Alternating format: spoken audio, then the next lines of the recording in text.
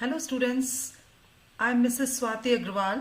मैं राजकीय वरिष्ठ उपाध्याय संस्कृत स्कूल सवीना खेड़ा उदयपुर में पढ़ाती हूँ। इस वीडियो में हम पढ़ेंगे 12th स्टैंडर्ड की poetry, third poetry, keeping quiet. Keeping quiet means चुप रहना। And this poetry is written by Pablo Neruda. Pablo Neruda ने इस पोइट्री को लिखा है। And in this poem Neruda talks about the necessity of quiet introspection and creating a feeling of mutual understanding among human being. यहाँ पर आप देखिए स्टूडेंट्स, इंट्रोस्पेक्शन एक वर्ड है। तो इंट्रोस्पेक्शन मीन्स सेल्फ रियलाइजेशन, अपना खुद को परखना, अपनी खुद की फीलिंग्स को देखना। आप कुछ समय के लिए आप अपने अंतर्मन को जो देखते हैं उसको बोलते हैं introspection. And creating a feeling of mutual understanding among human beings, इसका मतलब ये है कि एक इस तरह का म्यूचुअल अंडरस्टैंडिंग, आपस में भाईचारे की भावना। ह्यूमन बींग्स मतलब हम स्वयं, मनुष्य स्वयं। तो मनुष्य में जो है आपस में भाईचारे की भावना को क्रिएट करना। तो यहाँ पर और पोएट इस पोएट्री के अंदर बताता है कि किस तरह से हम ये अपना इंट्रोस्पेक्शन कर सकते हैं और किस तरह से हम म्यूचुअल अंडरस्टैंडिंग कर सकते हैं। तो वो बताएगा कि कीपिंग क्वाइट रहकर हम इसको कर सकते हैं। अब now let us start with the poem here. First wait a minute.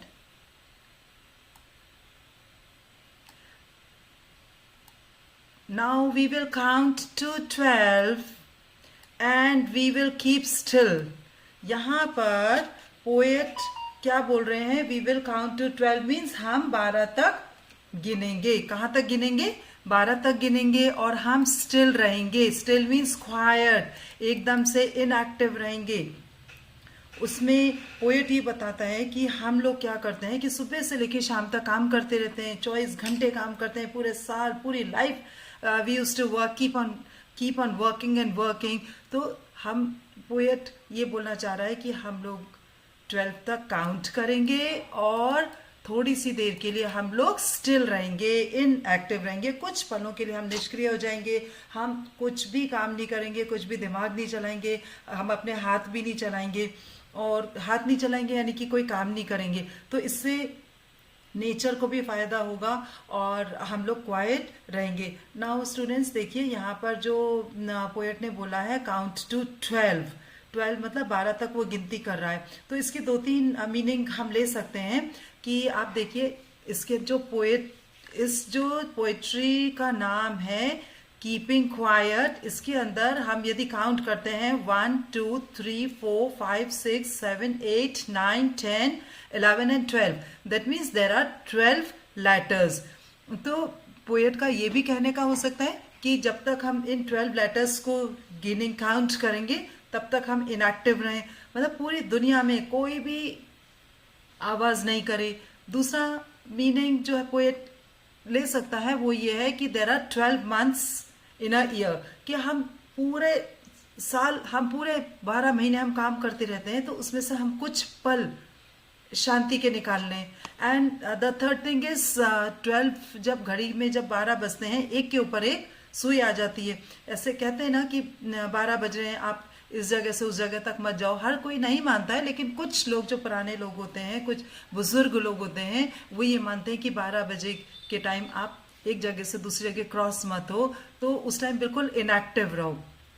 तो दैट मीन्स पोएट ने 3 मीनिंग निकाल रखे हैं 12 के। या तो घड़ी का जो 12 बजते हैं वो, या पूरे साल में जो 12 मंथ्स होते हैं वो, उनमें से हम कुछ पल स्टिल इनएक्टिव रहने के लिए निकाल लें। या फिर ये जो कीपिंग क्वाइट के अंदर जो 12 लेटर्स हैं, उस टाइम तक हम काउंट करें, 1 2 3 4 से लेके 12 तक हम काउंट करें और उस पलों तक हम इनएक्टिव रहें।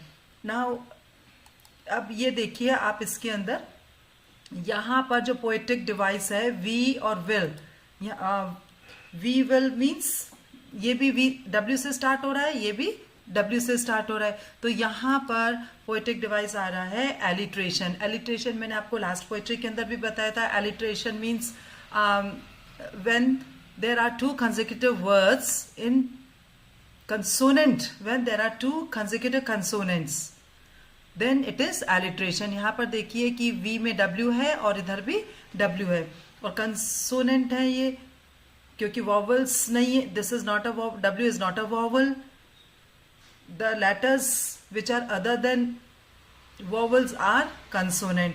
और consecutive means लगातार. तो यहाँ पे भी W है and यहाँ पे भी W है. This is what? This is alliteration.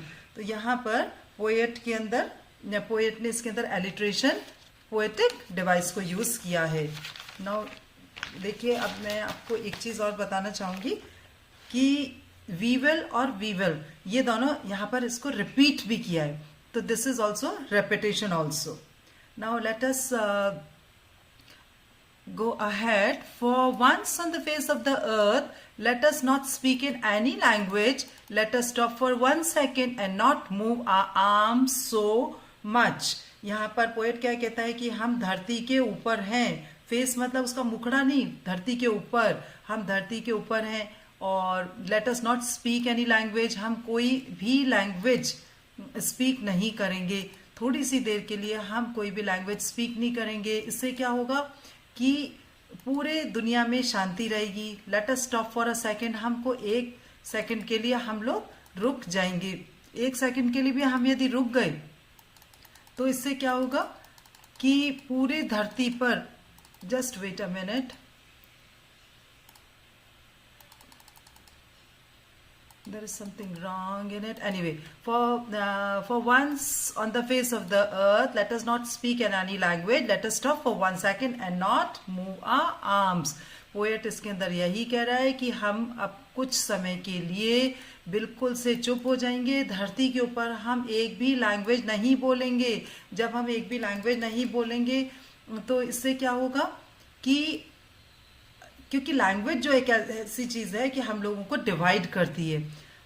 America की लैंग्वेज असेंट और लैंग्वेज अलग है, इंडिया की लैंग्वेज हिंदी है, और इंडिया के अंदर भी रीजनल लैंग्वेजेस अलग अलग हैं. तो कोई मराठी है, कोई राजस्थानी है, तो उन लोगों की सबकी लैंग्वेज भी क्या होती है, डिफरेंट हो जाती है. And when the language is different, what happens, there may be differences.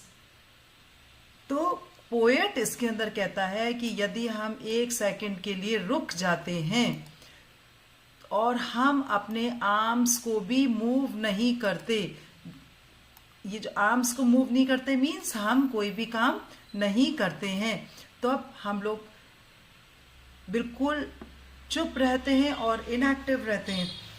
इससे क्या होगा कि धरती पर हम लोग हार्म नहीं पहुंचाएंगे.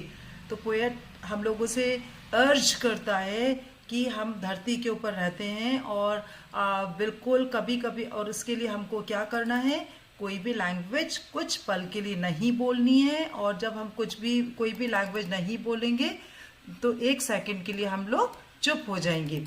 अब 1 सेकेंड के लिए चुप हो जाएंगे, it would be an exotic, we will all be same, we will all unite. जब हमारे पास कोई लैंग्वेज ही नहीं होगी तो हम लोग सब क्या होंगे, यूनाइट हो जाएंगे. और just a minute, it is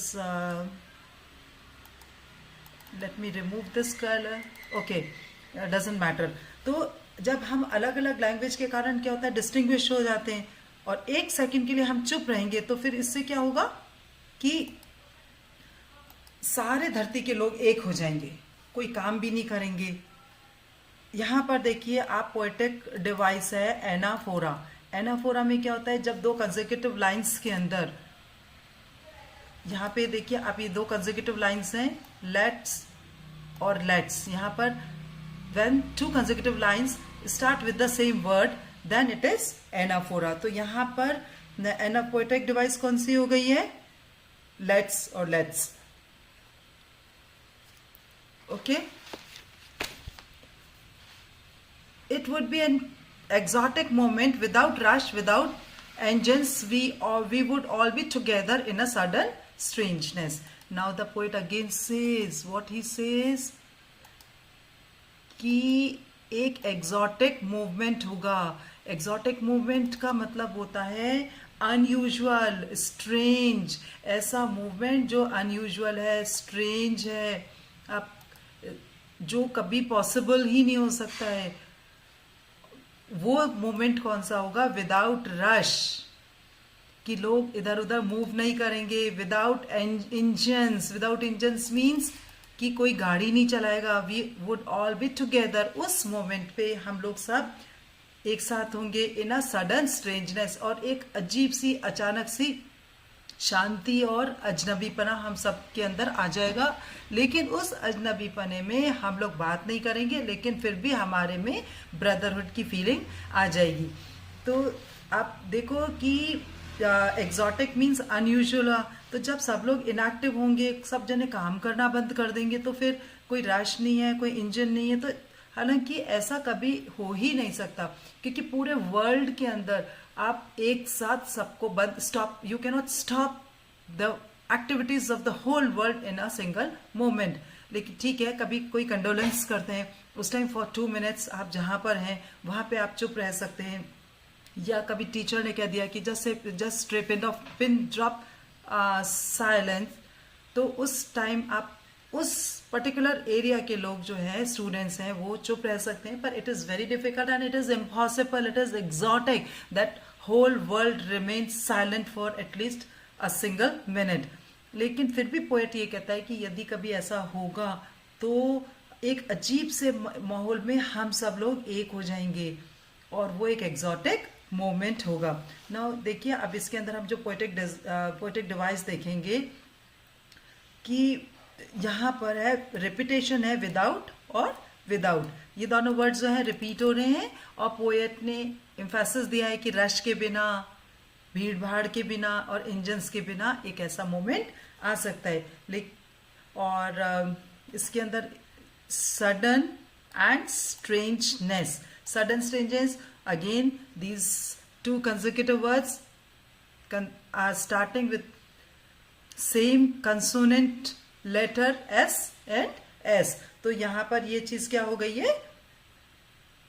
alliteration हो गया है। Now let us proceed. Fishermen in the cold sea would not harm the waves, and the man gathering salt would look at his hurt hands। अब poet ऐसा बोलते हैं कि हम यदि ये चाहते हैं कि थोड़ी सी देर के लिए शांति हो, प्रकृति को हम नुकसान नहीं पहुंचाएं, तो ये जो फिशरमैन है कोल्ड सी के अंदर होते हैं, वो whales means fishes, large fishes, तो उनको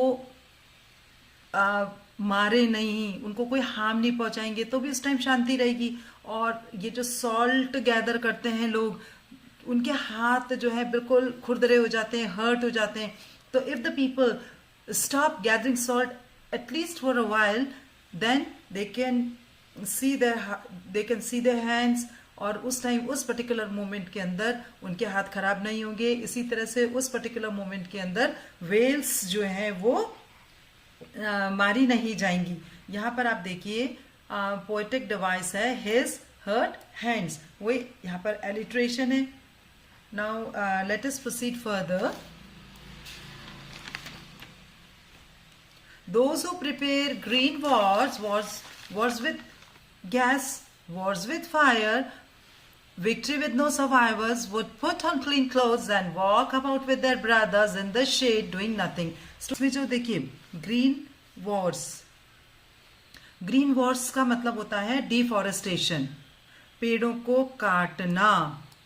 वॉर्स विथ गैस, इसका मतलब होता है पोल्यूशन, इंडस्ट्री से जो पोल्यूशन होता है वो। वॉर्स विथ फायर, कोई बम ब्लास्ट हो रहा है। विक्ट्री विद नो सर्वाइवर्स, ऐसी जीत जिसमें कोई सर्वाइवर नहीं है। क्लीन क्लोथ्स मीन्स जो इंसान सोचते हैं कि एक ही काम करें, सारा दिन एक ही काम करें, उनके दिमाग में एक ही बात रहती है, तो उससे अलग हटके अपने अंतर्मन को देखें, कुछ शांति रखें, एक नए कपड़े पहने, मतलब नए विचार लेकर आए। And walk about their brothers in the shed, shed means shelter, protection. यहाँ पर प्रोटेक्शन से मतलब है कि शेल्टर दे रहे हैं एक दूसरे को, एक दूसरे के साथ साथ चल रहे हैं और प्रोटेक्शन दे रहे हैं, और डूइंग नथिंग। तो ये सब चीजें कब होगी? जब कुछ भी हम काम नहीं करेंगे, हम ग्रीनरी को नुकसान नहीं पहुंचाएंगे, कोई एयर पॉल्यूशन नहीं करेंगे, ना कोई लड़ाई करेंगे, ना कोई झगड़ा करेंगे, तो उस टाइम हमारा सब में एक ब्रदरहुड रहेगा। तो पोएट ये कहना चाहता है कि हम एक ऐसा मोमेंट हो जिसमें हम कहीं कोई ग्रीनरी को खत्म नहीं करें, कहीं लड़ाई नहीं करें, कोई हम व्हीकल्स नहीं चलाएं। और क्योंकि लड़ाई करके क्या होगा कि कुछ ऐसी विक्ट्री से क्या मतलब है जब सभी लोग मारे जाएंगे, ब्लड शेड हो जाएगा।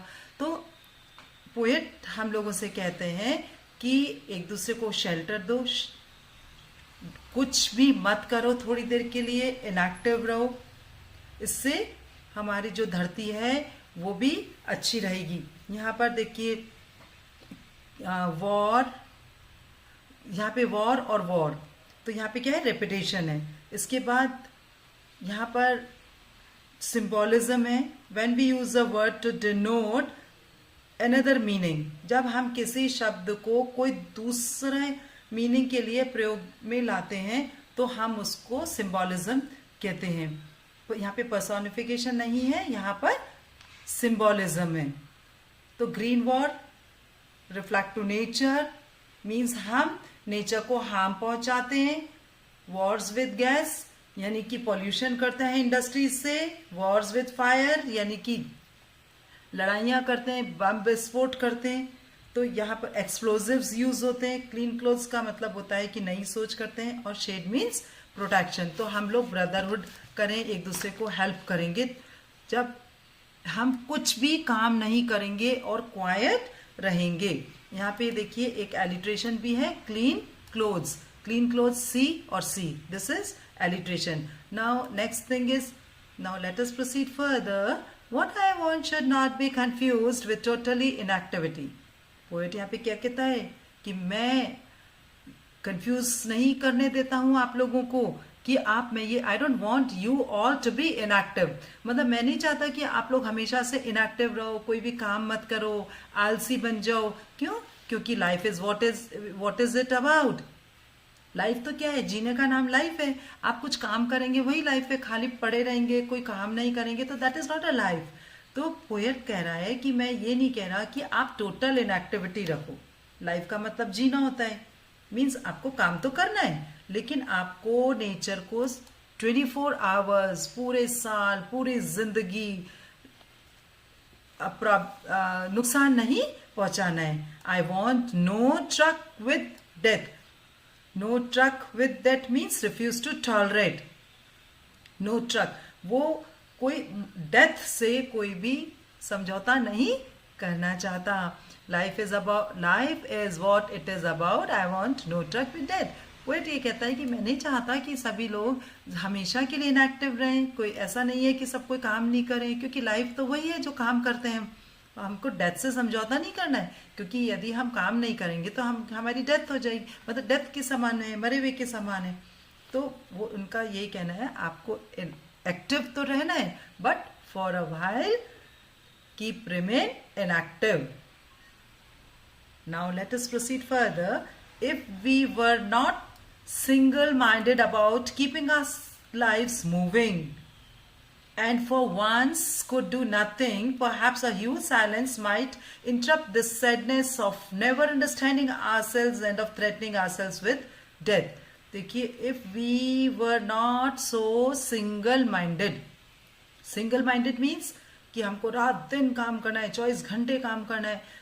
जब थोड़ी सी देर सोना है, उसके बाद उठ के तो भी हम ये सोच के सो रहे हैं कि टुमारो, कल हमको क्या काम करना है, हमको क्या खाना बनवाना है, क्या खाना बनाना है, और कल हमको क्या करना है। तो जो 24 घंटे हमारी एक साइकिल चलती रहती है, वो एक सिंगल माइंड नहीं रहना है। हम लोगों को about keeping our lifes moving, कि हमारे जीवन को सारे टाइम चलाने के लिए हमारी जो एक डायरेक्शन रहती है कि just keep on thinking what we have to do. So we should not do all, we should remain inactive for a while and for once could do nothing, perhaps a huge silence. वो ये कह रहा है poet कि यदि आप थोड़ी सी देर के लिए भी कुछ नहीं करोगे तो एक ह्यूज साइलेंस होगा सब जगह, कहीं कोई गाड़ियों की आवाज नहीं होगी, और इससे क्या होगा, might interrupt this sadness.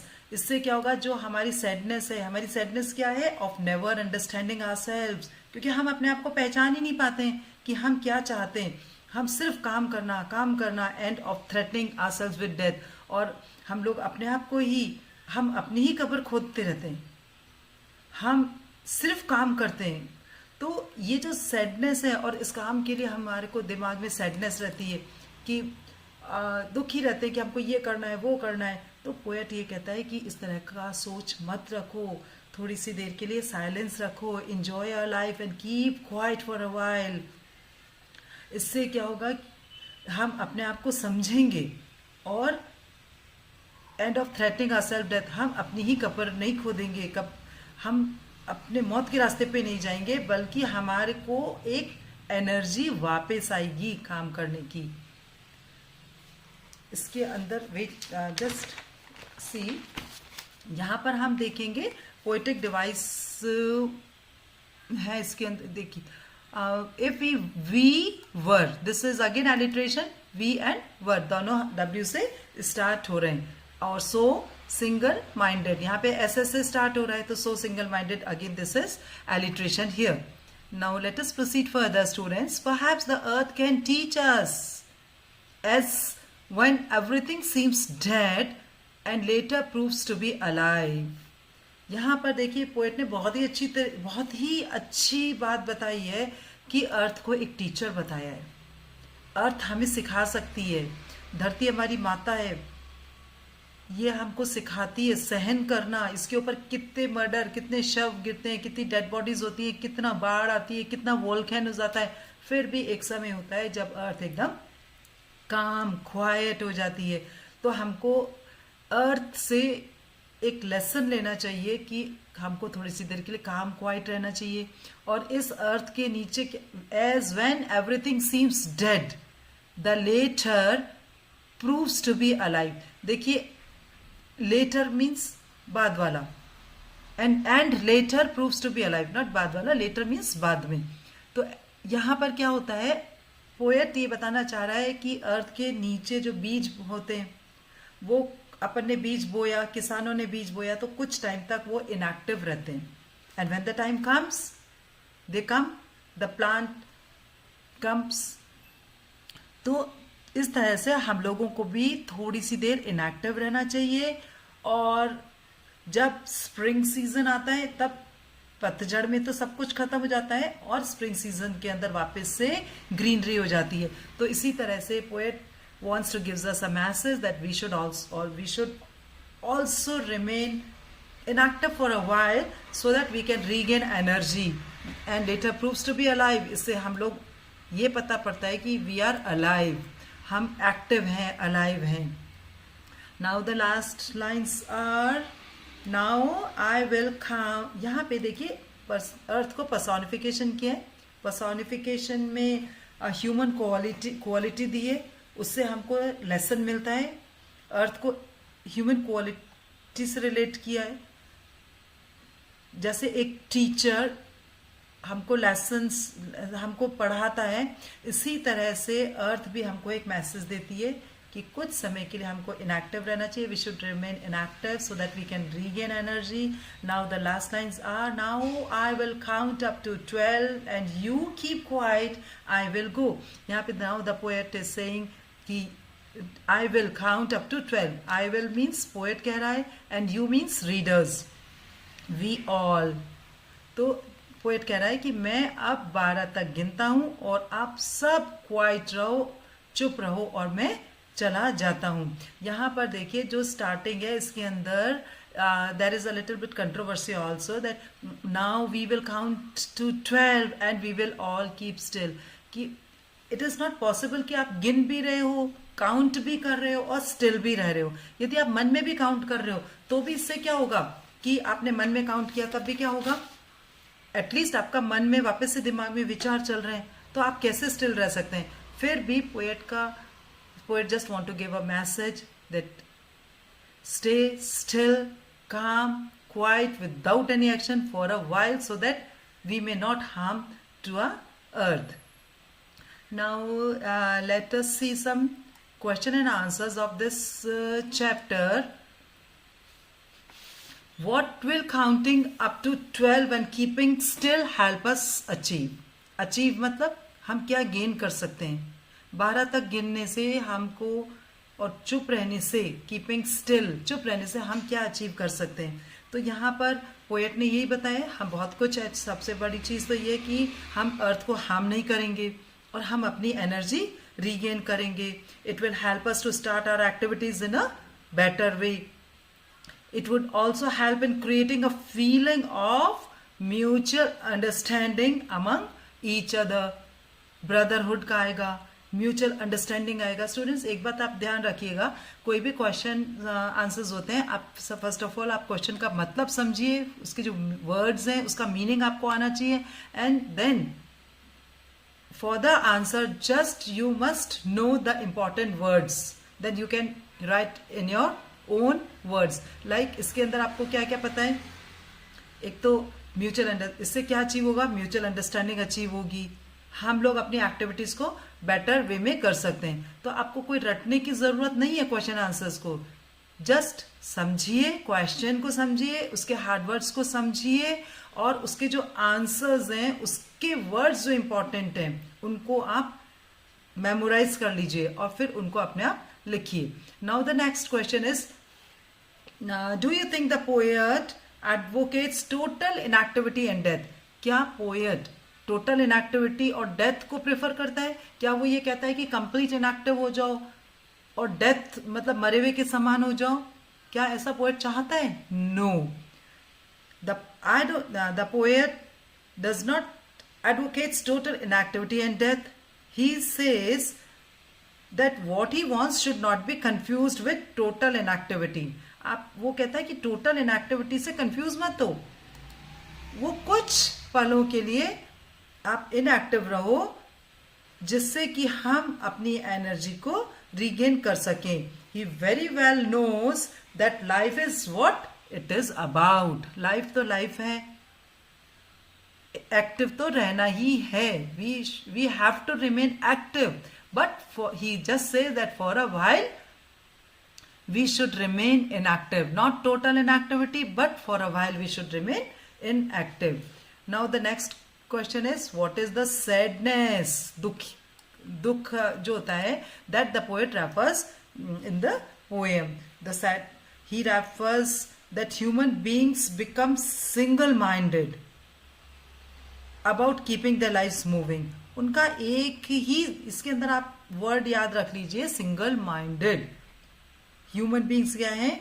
Single minded होते हैं और कंटिन्यूस काम करना चाहते हैं, कंटिन्यूस दिमाग चलाना चाहते हैं. तो they have no understanding and threaten themselves with death. और उनको डेथ का भी कोई डर नहीं है, बस एक सिर्फ कि भी वो काम करते रहते हैं, काम करते रहते हैं, उससे ब्रेन पे भी असर होता है. तो ये सब चीजें नहीं होती. तो what is sadness here? Single minded. Okay, एक एक जो वर्ड्स होते हैं आप उनको याद कर लीजिए. What symbol from nature does the poet invoke to say that there can be life under apparent stillness? Nature से वो क्या बोलता है poet? Life under apparent stillness. जो एक सुपरफिशियल दिख रही है आपको, उसके लिए क्या कहते हैं? कौन सा सिंबल बताया नेचर का? अभी अपन ने लास्ट में पढ़ा था. हमको किससे मैसेज मिलता है? कौन हमको सिखाता है कि टोटल इनएक्टिविटी नहीं रखनी है, थोड़ी सी देर स्टिल भी रहना है, उसके बाद हम अपनी एनर्जी गेन कर लेंगे. अभी लास्ट में हमने पढ़ा था कि नेचर का एक जो पार्ट है वो है अर्थ. तो व्हाट सिंबल में आ जाएगा? अर्थ. The poet invokes the symbol of the earth. He says that in the winter the earth seems dead. आपने देखा होगा सर्दियों में हमारी तुलसी का जो पेड़ होता है वो भी एकदम से फ्लॉरिश नहीं होता, लेकिन बरसात होती है तो वो फ्लॉरिश हो जाता है. मोस्टली बहुत सारे प्लांट्स ऐसे होते हैं जो विंटर सीजन के अंदर नहीं होते. तो the earth seems to be dead and still, but in the spring it provokes alive. और स्प्रिंग के अंदर जो होती है वो हमारी धरती बहुत अच्छी सुंदर दिखती है. The poet provokes that there can be life under apparent stillness.